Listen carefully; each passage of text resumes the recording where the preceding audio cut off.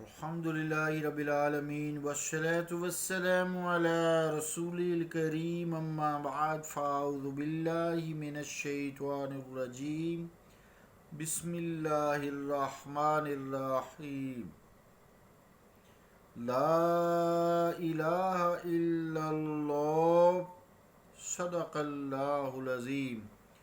واجب الاحترام سامعین، السلام علیکم ورحمۃ اللہ وبرکاتہ۔ کلمہ طیبہ کا جو پہلا حصہ تلاوت کیا ہے، اس کا ترجمہ یوں ہے: لا نہیں ہے الہ کوئی معبود، الا مگر اللہ، الا اللہ مگر اللہ ہے۔ مراد کیا ہے کہ اللہ تعالیٰ کے علاوہ کوئی معبود نہیں ہے، اللہ تعالیٰ کے علاوہ کوئی معبود نہیں ہے۔ اللہ کا قول سچا ہے جو بڑی ہی عظمت والا ہے۔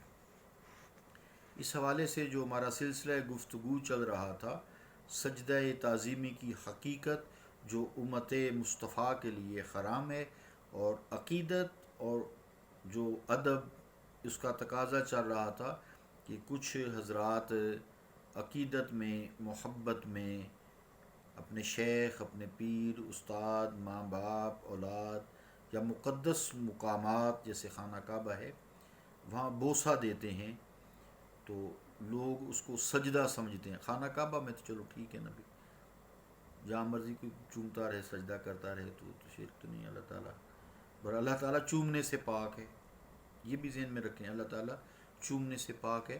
تو تین سجدہ کی جو ہے، کیونکہ اللہ تعالیٰ چومنے سے پاک ہے نا بھائی، جس کو چوم لیا جائے وہ اللہ تو نہیں ہو سکتی نا، اللہ تعالیٰ چومنے سے پاک ہے۔ اللہ نور السماوات والارض، اللہ زمین و آسمان کا نور ہے۔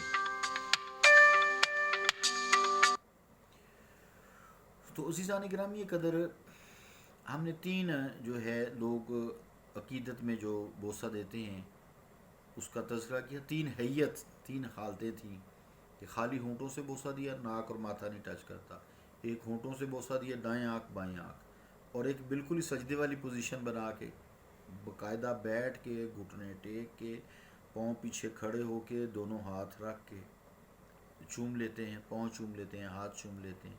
یہ انتہائی خطرناک ہے، یہ پوزیشن انتہائی خطرناک ہے۔ دیکھنے والے کو شرک کا شبہ ہوتا ہے، لیکن اس سے پوچھیں تو وہ کہتے ہیں نہیں جی، سجدہ تو صرف اللہ تعالیٰ کے لیے، یہ تو میں نے عقیدت کی ہے، احترام کی ہے، تعظیم کی ہے۔ بہرحال اب خلاصہ کلام یہ نکلا، ایک تو سجدہ تعظیمی امت مصطفیٰ کے لیے حرام ہے۔ کوئی شخص ایسا کام نہ کرے جس سے دیکھنے والے کو شک پڑ جائے، اس کو کوئی ایسا ذہن میں آئے یار یہ تو سجدہ کر رہا ہے، سجدہ تو صرف اللہ تعالیٰ کو ہے، یہ تو مخلوق کو سجدہ کرتا ہے، یا پتھروں کو سجدہ کرتا ہے، قبر کے پتھر ہی ہوتے ہیں، یا مٹی کو سجدہ کرتا ہے۔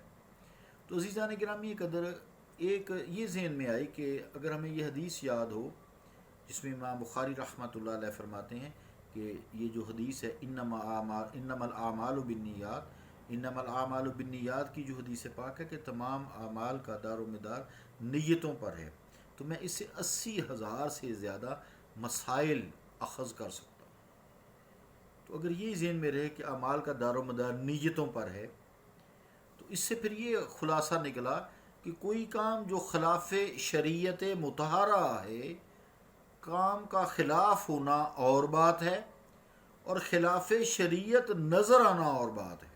انما الاعمال بالنیات ذہن میں رکھیں۔ لہٰذا یہ صورت حاضری جو مزارات پہ لوگ دیتے ہیں، اگرچہ حرام نہیں ہے، منع نہیں ہے، قبور پہ جانا منع نہیں ہے، جنت البقیع میں لوگ زیارت کے لیے جاتے ہیں، نبی مکرم صلی اللہ تعالیٰ علیہ وآلہ وسلم کے مزار پہ لوگ جاتے ہیں، آپ کے روضہ پاک پہ جاتے ہیں، تو یہ اگرچہ حرام نہیں ہے کہ اس لیے کہ اس میں سجدہ نہیں ہے نا، سجدہ تو نہیں ہے نا، عقیدت ہے، احترام ہے، تعظیم ہے، تو لیکن ایسا کرنا جو تین سجدوں کی میں نے پوزیشن مثال دی تھی، یہ خلاف شریعت نظر آتا ہے لیکن ہے نہیں، کیونکہ سجدہ تو نہیں ہوتا، نہ کو کرتا ہے، نہ کو نیتن کرتا ہے، کیونکہ پھر اچھا اگر کر بھی لیا ہے، مثال ہے کہ جی تعظیمی سجدہ ہی کیا ہے تو حرام ہے، جیسے جھوٹ حرام ہے، سود حرام ہے، چوری کرنا حرام ہے، بدکاری کرنا حرام ہے، تہمت لگانا حرام ہے، بلکہ گناہ کبیرہ ہے تہمت لگانا، جادو کرنا حرام ہے، یہ ساری چیزیں حرام ہی ہیں، تو حرام ہو گیا، ٹھیک ہے، فسق و فجور دار اسلام سے نہیں خارج ہوا. ہاں اگر وہ یہ کہے کہ سجدہ عبادت کا کیا ہے، اب وہ کافر ہو گیا ہے، اب وہ مشرک ہو گیا ہے. اب اس کو سمجھو بے نہیں، عبادت کا سجدہ صرف اس کو یہ ہے. اگر تم نے تعظیم سجدہ بھی کیا تو یہ بھی غلط ہی کیا ہے. اب کیونکہ جو تیسری پوزیشن بتائی تھی اس سے اگلا مرحلہ سیدھا سادہ سجدہ ہے، دونوں گھٹنے، دونوں پاؤں، دونوں ہاتھ، ناک لگ گئی، بوسہ دیا. چلو ویسے سجدے میں یا ہونٹ لگتے ہیں یا ماتھا لگتا ہے، یعنی فرق آ گیا نا بوسے کا بھی. آپ کر کے دیکھ سکتے ہیں، اگر آپ ماتھا لگاتے ہیں تو ہونٹ زمین سے اٹھ جاتے ہیں. یہ اللہ تعالیٰ نے یہ جو ناک ہے نا، یہ بیچ میں بڑی حد فاصل رکھی ہوئی ہے.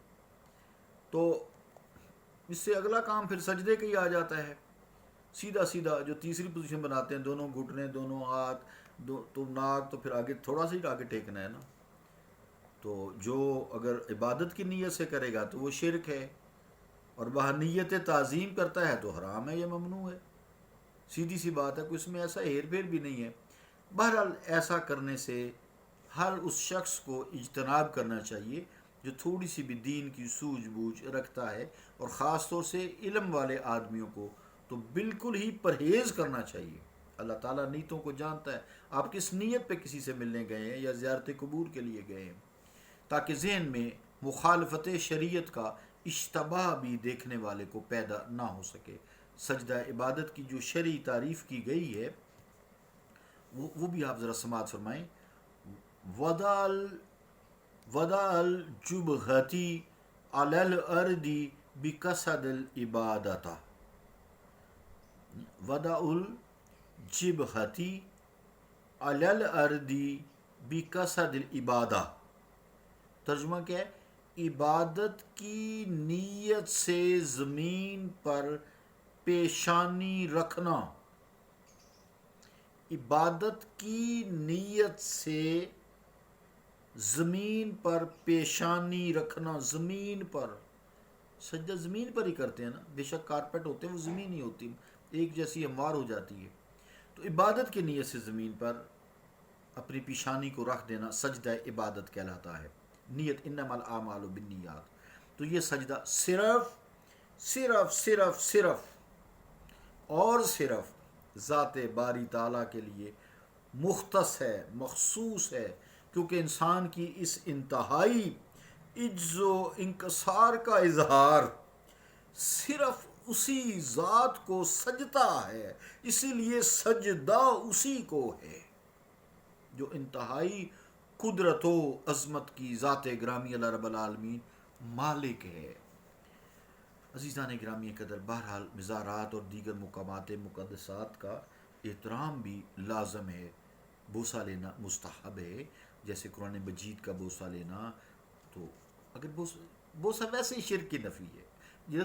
بوسہ لیا، اب یہ ہاتھ اللہ تو نہیں ہو گیا نا، اللہ تعالیٰ پاک ہے، ویسے ہی ہاتھ سے وہ پاک ہے، بے شک یاد استعمال ہوا ہے. تو جس سے بوسہ لیا جائے، جس کا بوسہ لیا جائے، اس کا مطلب ہوتا ہے کہ اس چیز کو میں بہت محبت کرتا ہوں، پیار کرتا ہوں، عقیدت کرتا ہوں، ادب کرتا ہوں، تعظیم کرتا ہوں، لیکن یہ اللہ نہیں ہے.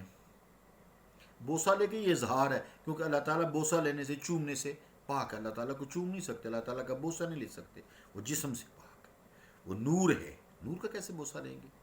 بہرحال استغفر اللہ، اللہ معاف فرمائے، سمجھنا چاہیے.